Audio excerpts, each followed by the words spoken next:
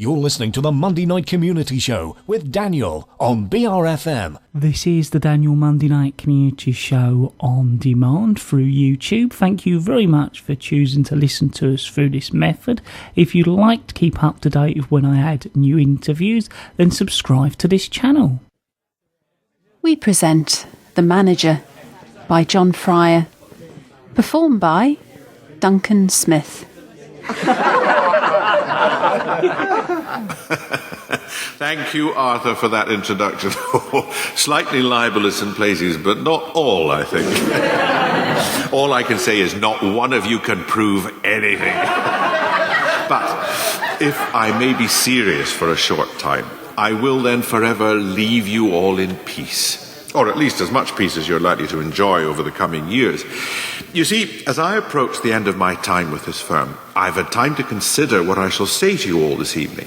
I did think that for a while I would simply try and tell some funny stories from the past, just as Arthur has so successfully done.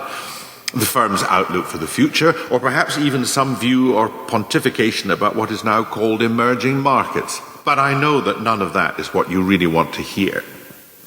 As I look around this room tonight, I can see the question that is foremost in your minds, and I should know, because there once was a time when I was sitting exactly where you are right now, where I also sat surrounded by those who were my colleagues, my associates, my workmates, my enemies. Oh yes, be under no pretense. Those who may threaten your career, those who are in positions to do you in, take away your position as breadwinner for your family and your good standing in the eyes of your boss, are not based outside of this company. They are much closer than you might think.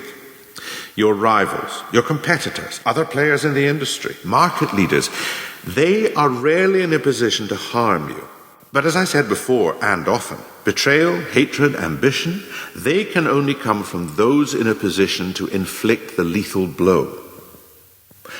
Thinking of my parting words, which as I said I have considered much over the final months, I've decided to arm you with the only tool I possess that might be of advantage to you. Put simply, my experience. You don't have to listen. In many respects, why should you? You all plan on acquiring the top job. You all think you're going to retire early, and you all hope to be on the golf course by 3 o'clock Friday afternoon. Most of you will be disappointed. Talent and ability will play a part in your careers for certain, but only a part. They cannot, should not, must not be relied upon. Business does not reward hard work.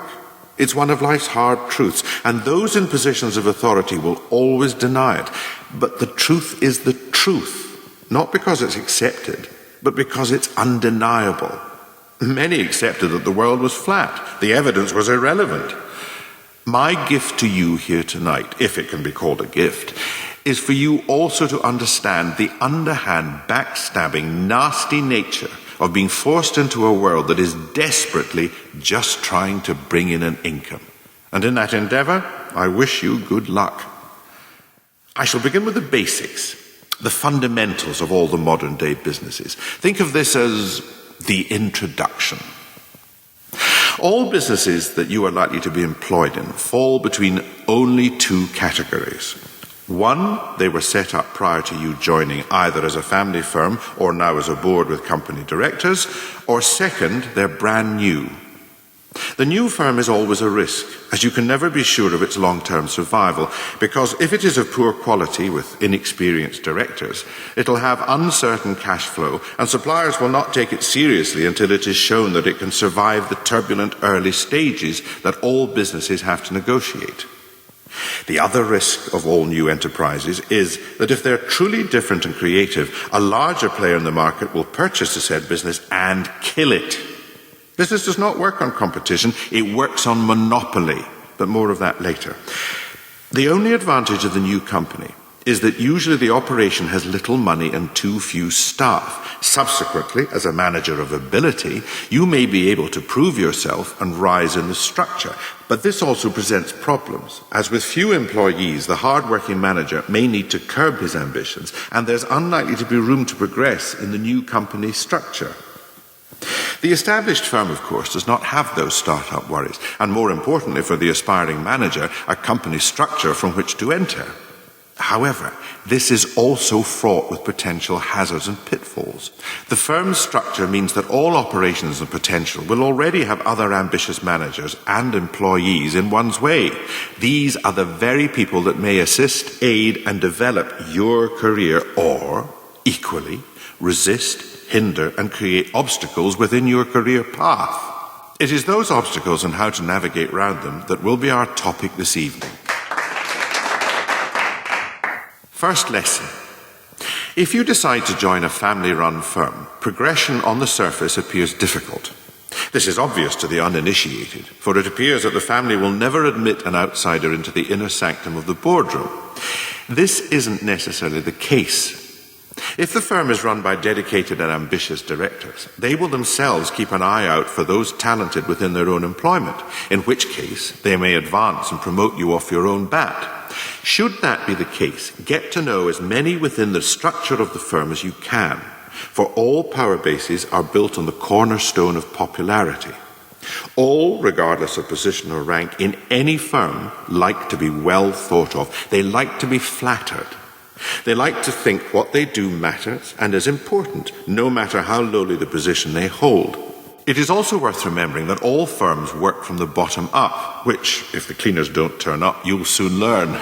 All this means, in simple terms, make friends. Make the person before you feel like they are the most important person in your world, if not the whole world. Because if or when your world does start to fall apart, it's almost always those on the bottom rungs who will hold you up and maintain you. Also, and this is worth remembering, managers frequently speak in front of staff in the false belief that either A, the staff can't understand, or B, don't care. Both assumptions are wrong. The staff know they will always be the first out the door, and so are usually prone to any and all gossip about the state of the company and its future direction. And like anyone with a little bit of gossip, they can rarely wait to share that information with someone. It'll invariably be better if the recipient of that knowledge is you.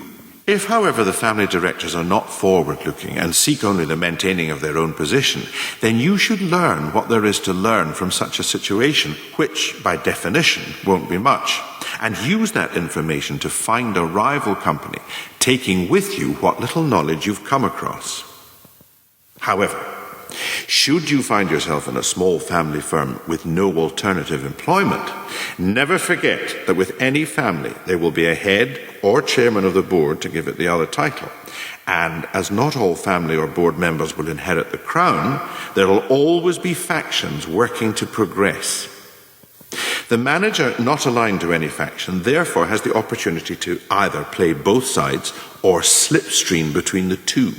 An alternative, of course, is to betray both sides and inform the father figure or chairman of the board about his relatives, members of the board's intentions, and although not tied by blood, being the only member of the firm, he finds he can therefore trust. For that reason, he will choose to look favourably upon you. People are fickle, and they never stop aspiring to levels that fate has determined that they will not reach. Therefore, men and women will frequently follow those whom they think will advance them in the direction of their own dreams, whatever their dreams turn out to be. So, it follows that if you can be all things to all in positions of influence, no matter who rises in the firm, you will never be left behind, as you will always be raised above your current station as others rise in theirs. And if you carry the support of the staff, your position will be even more secure, for the enemy of the rising manager could only come from equally ambitious managers and never from those far below you on the corporate ladder. For those at the bottom are never a threat, and those managers at your back will think twice before moving against you, as it is the staff that do the actual work that makes all managers look proficient and rarely the other way around. If you then rise in the world and inconvenience the staff with few, if any, changes, the staff will be even more drawn to you, and your popularity will be increased and your position made safer. The other danger for the manager who seeks advancement is the viability of those who hope that you will advance their career, for no one wishes to push a career that may one day be a threat to their own. Also, those above you in the pecking order will always believe that you are their man or woman and not the other way round. The wise manager will know the price of such progression before accepting the position, for fear that he will be perceived as being in the pockets of those who promoted him in the first place. No one gives who does not expect at some point in the future to receive. Lesson number 2. Advancement by the acquisition of other firms. If the management buys a new company, they have an option, and that is to leave the acquired firm as is. This is possible, but pointless. If the new owners have no intention or creative ambition of their own, and many don't, simply hoping that the newly purchased enterprise will become an asset to be exploited will be a mistake, as the resident staff will see no change or progression for themselves, and apathy will set in. There will be no motivation to improve the business.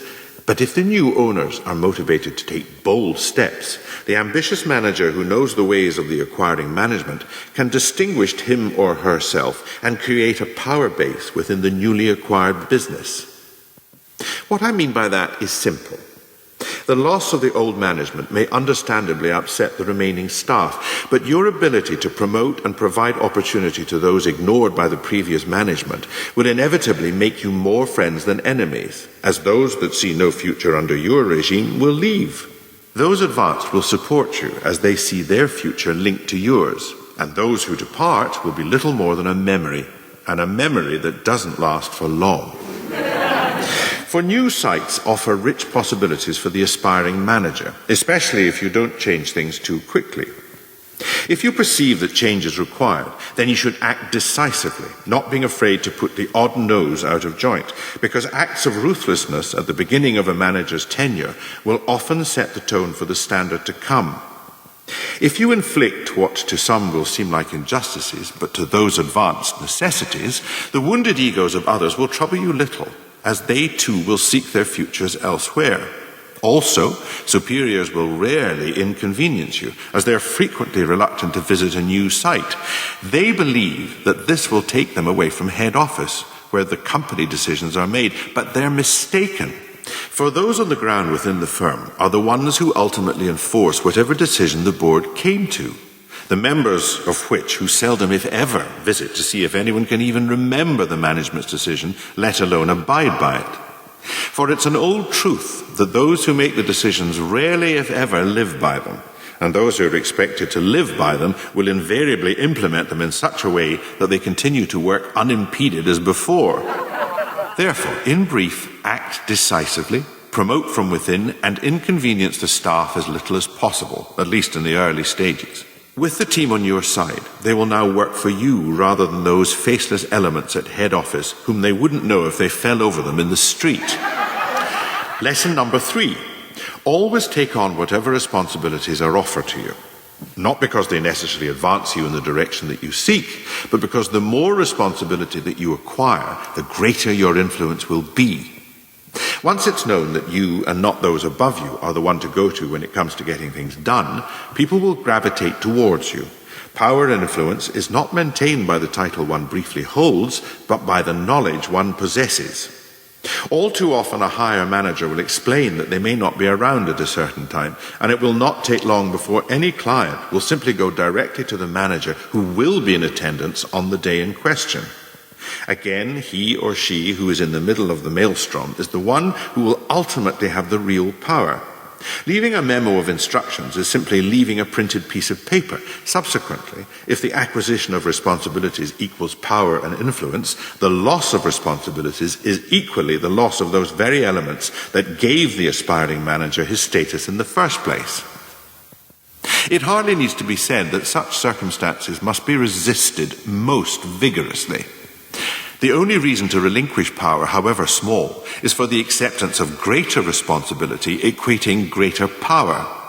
If the gain is to be judged greater than the loss, accept the greater position and, however sadly, relinquish the lesser position, for advancement rarely comes without sacrifice. That may be position, location, or friendship,